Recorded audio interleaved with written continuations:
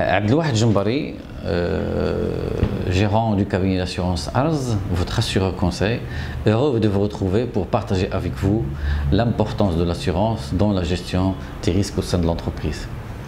Comme on dit, entreprendre, c'est prendre des risques. Ces risques sont en fait multiples et spécifiques à chaque entreprise. En matière de risk management, dans la typologie de risque, on distingue entre les risques spéculatifs et les risques purs et aléatoires. En fait, les risques spéculatifs, c'est toute décision qui doit être prise par le champ d'entreprise, qui peut être le recrutement d'un collaborateur, qui peut être accorder une facilité à un client, qui peut être travailler avec un fournisseur, etc. Ces risques spéculatifs, en fait, comme le nom l'indique, c'est des risques qui peuvent se traduire par un gain. Si le risque ne se produit pas, l'entreprise, le chef d'entreprise va gagner. L'autre type de risque, c'est les risques aléatoires, c'est ce qu'on appelle les risques purs. Ces risques-là, s'ils se produisent, il y aura une perte. S'ils ne se produisent pas, c'est la situation normale, le développement d'entreprise normal.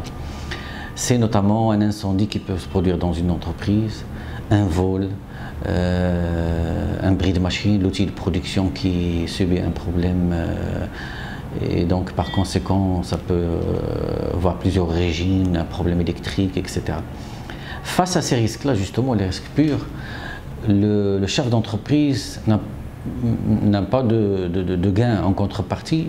Il doit donc prendre un certain nombre de mesures pour éviter que surviennent ces risques-là et que la conséquence serait des difficultés que l'entreprise va rencontrer et peut-être qui peut mener à la liquidation ou l'arrêt de l'activité de l'entreprise.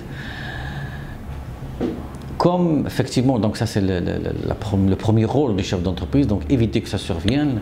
Deuxième solution, lorsque effectivement on ne peut pas, malgré tout ce qu'on peut prendre comme mesure de sécurité et de prévention, c'est justement transférer le risque à quelqu'un d'autre qui peut effectivement l'assumer. Alors ce transfert peut se faire de plusieurs manières, notamment par exemple la sous-traitance. Quelqu'un qui assure le transport et qui n'est pas professionnel, il va sous-traiter le transport. Et je pense qu'on est beaucoup plus dans un monde où on se spécialise beaucoup plus sur ce qu'on sait faire et on sous-traite le reste.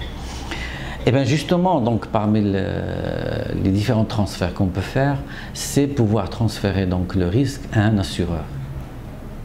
L'assureur, justement, en ayant donc mis en place un contrat pour prendre en charge ce risque-là, va assumer le risque, le prendre et pouvoir donc indemniser le client lorsque le risque se produira. Ça se fera moyennant un contrat.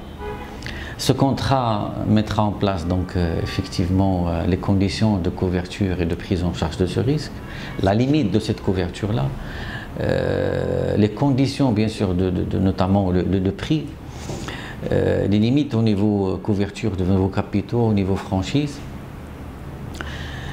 Et par conséquent, le chef d'entreprise se trouvera dans une situation,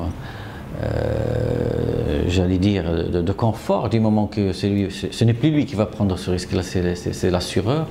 Et par conséquent, ça c'est une définition que j'aime bien, que je partage avec vous, c'est que l'assurance transforme en fait, le risque aléatoire en une dépense fixe. En fait, la dépense qui était aléatoire parce que le risque pouvait survenir ou non, il peut avoir une dimension importante ou petite. Donc ces risques aléatoires, cette dépense aléatoire qui sera engendrée, il sera transformé en une dépense fixe qui est la prime d'assurance qui sera payée annuellement et par conséquent maîtrisable par le chef d'entreprise. Et il peut donc s'occuper et développer son entreprise et assurer sa pérennité par son développement et également par le placement de ce risque-là, le transfert de ce risque-là à un assureur. Tout ceci justement ne peut se faire sans l'accompagnement d'un assureur conseil qui justement pourra mesurer le besoin, comprendre le risque, mettre en place les couvertures et les garanties indispensables et par conséquent le prix également, tenir compte des budgets donc alloué par l'entreprise à cette rubrique-là. Il est important d'optimiser en fait cette dépense dans le sens de ne pas être ni surassuré ni sous-assuré, mais être assuré et payer le bon prix. C'est le rôle que cherche à jouer donc Arz Assureur Conseil et ce que nous pouvons vous offrir si effectivement vous assurez auprès de nous et on pourra vous accompagner pour vous permettre le développement de votre entreprise.